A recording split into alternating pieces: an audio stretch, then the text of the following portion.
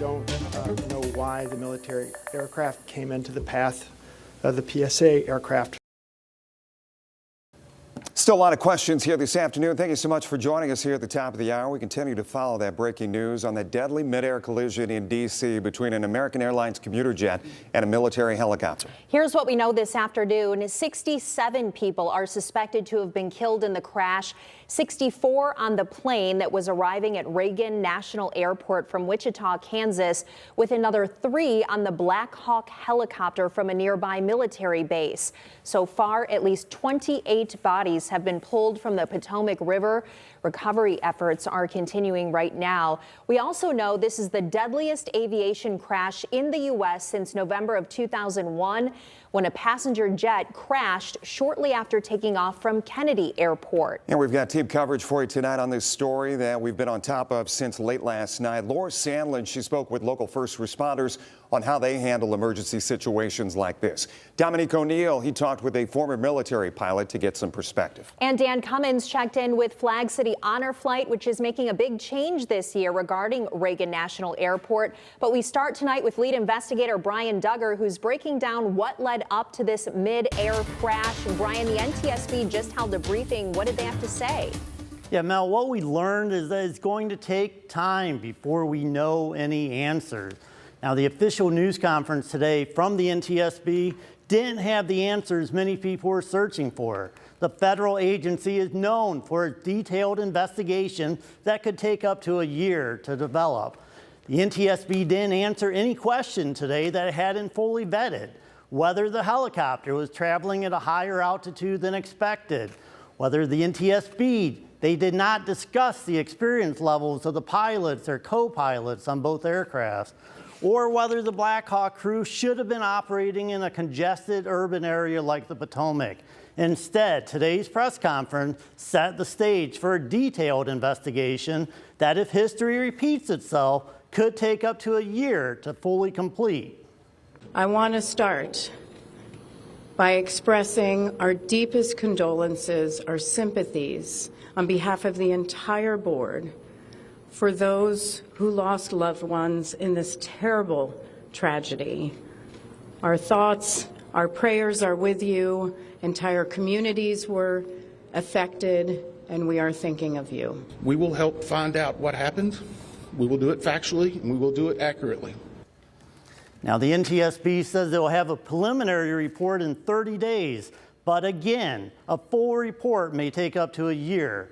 I'm going to have more coverage of this accident at the bottom of the hour. Reporting in studio, this is Brian Duggar for WTOL 11. The Skating Club of Boston lost 2 coaches, 2 young skaters, and their mothers in this deadly crash. All 6 were on the flight returning home from a national development camp. It also rekindled painful memories of another tragedy nearly 64 years ago. On February 15, 1961, the entire U.S. figure skating team died in a plane crash in Belgium on its way to that year's World Championships in Czechoslovakia. We do want to mention Nancy Kerrigan was at the Boston Skating Club today during this news conference. That's what you're looking at right here. Obviously very emotional for all those there on the ice. It remains to this day, the one in Czechoslovakia, it remains to this day one of the nation's greatest sports tragedies. President Donald Trump also held a news conference earlier today from the White House. He said the government is using every asset at its disposal for this recovery operation. The president also said this crash should have been prevented. He questioned how the chopper could have crashed into the plane in perfect weather with lights on, and why the helicopter didn't divert, and whether it received any direction from air traffic control. He also appointed a 22-year FAA veteran to lead that department today. The agency has not had a head since the last director resigned when Trump took office. He also commended the first responders and said they've done a phenomenal job. This was a dark and excruciating night in our nation's capital and in our nation's history, and a tragedy of terrible proportions.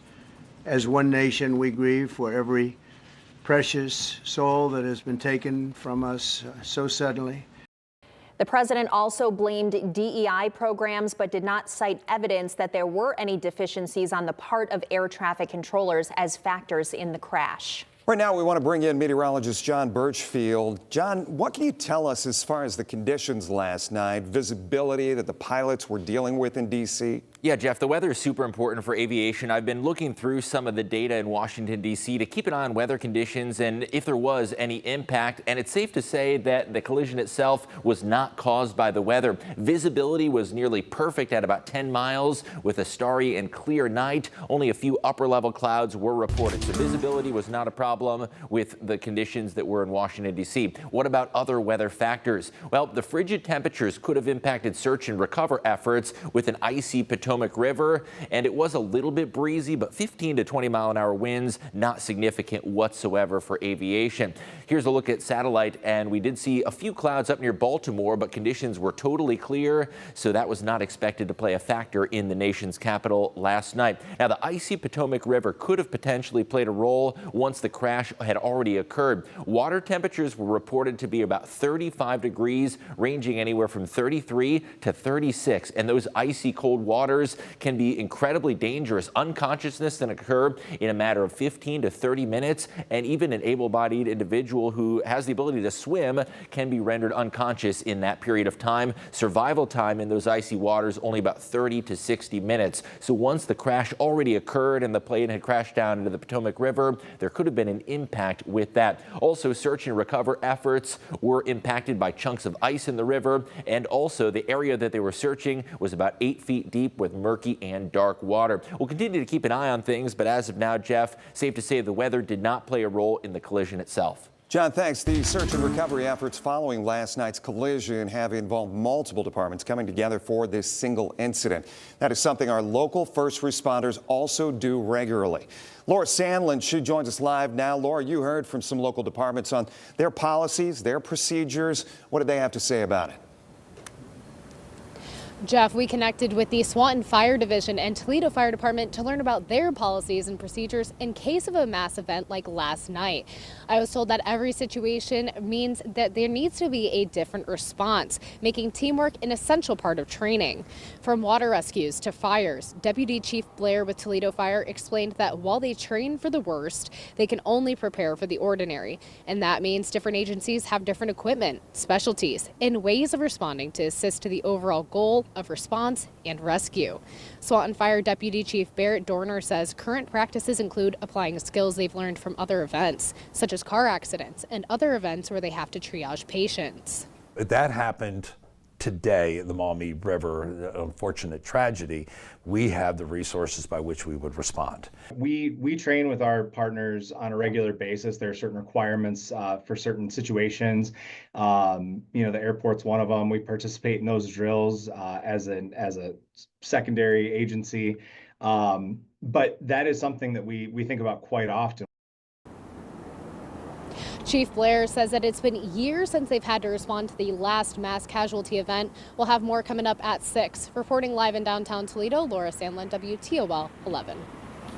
Laura, thanks. We also know there were 2 military helicopter pilots on board that Black Hawk that crashed into the passenger jet.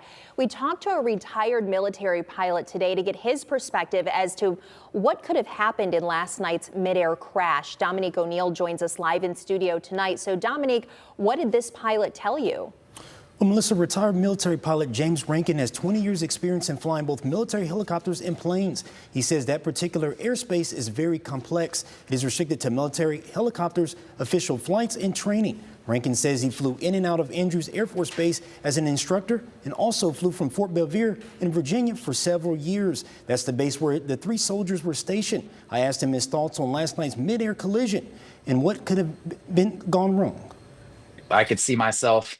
I spent 6 years flying there. I've been exactly where they were, the crews involved, the air traffic controllers involved. And I just, I could have been me, could have been my family. I actually talked to my wife and kids that night. And we discussed even this morning about, oh man, didn't that bother you? Yeah, that could have been us. And he says the fact that this could happen means something needs to change. He hopes the investigation will lead to actions to make sure it won't happen again. Reporting in studio, Dominique O'Neill, WTOL 11.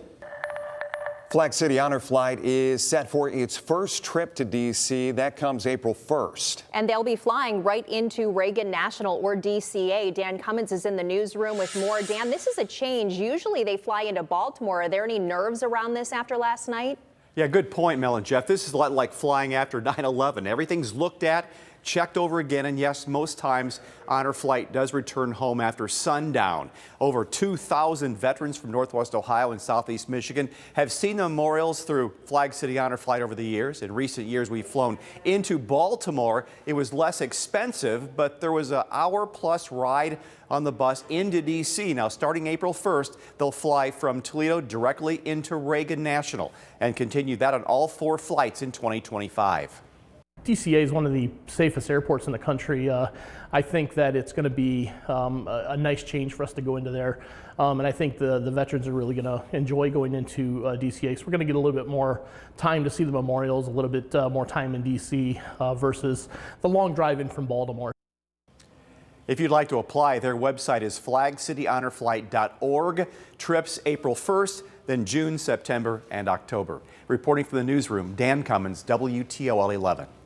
This is a developing story that WTOL 11 will continue to follow. Right now, we have extended coverage of the aftermath from our sister station based right there in Washington, and a full interview with that retired Lieutenant Colonel James Rankin Dominique talked to. That's all on WTOL 11 Plus. That's a free app for your smart TV.